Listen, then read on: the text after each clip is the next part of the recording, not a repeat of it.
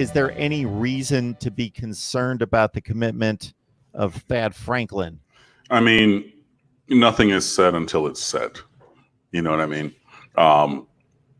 And sure, you can feel that way. And, you know, Miami did get two really, really, really good running backs last year in this current class that just hit campus, Don Chaney Jr. and Jalen Knighton. So we'll see. Obviously, Jawan Sider at Penn State is a very good recruiter. He recruits South Florida. He's from Belle Glade, went to Glade Central. So, you know, he got John Dunmore from Chaminade. He's gotten other guys from down here at the other schools where he's worked. So maybe there could be that. You know, obviously Franklin is a highly coveted player. So, yeah, I mean, there is always the potential for movement.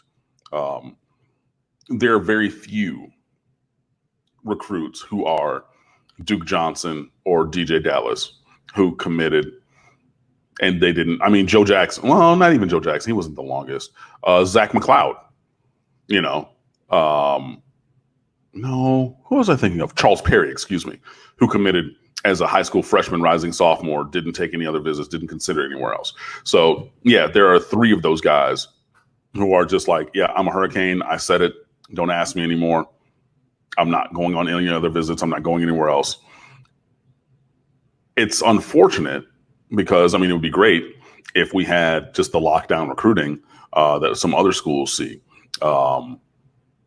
You know, but yeah, we'll see what happens. With Thad, obviously we want to see how the running backs are used in the offense. And, you know, maybe maybe a Miami elects to go elsewhere. I don't think that would be a wise idea for the record. But, I mean, I think it's maybe a little too early to really panic. But if you stay ready, you don't have to get ready. You know what I mean? So maybe you start lobbing some more offers, start turning up the heat on some of these other guys. You know, you do the multiple virtual visits on other running back options, just so that if and when it comes to a clear point of understanding that Thad Franklin's going to go elsewhere, then Miami's ready to make an appropriate move. You know, I just said, like, look, we're going to have to just basically go and do one of these things where we get somebody who, you know, we trust our evaluation and, like, you know, it's a 3-star guy, but he fits our culture. And, like, one of those things, you know, like everybody says, like, oh, he's under the radar guy. He's a late bloomer. Like, you know, like he really fits and yada, yada, yada, as opposed to like just going shopping from the top of the list, which, you know, Miami was able to do last cycle.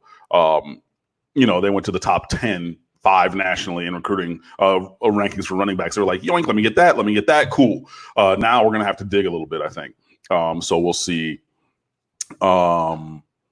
We'll see. And, you know, I think that there's miles to go before we sleep in terms of pretty much everything, but especially running backs.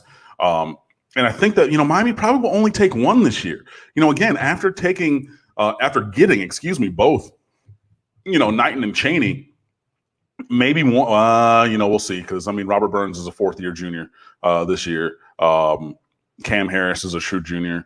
You know, maybe he stays around for a senior year, hopefully. But we'll see what happens. So, yeah, I don't necessarily have a ready-made name. There's nobody who's like from last year, because last year we knew all the names, and it was like that, you know, the last couple of years. At running back, I think that we're going to see the board expand a little bit.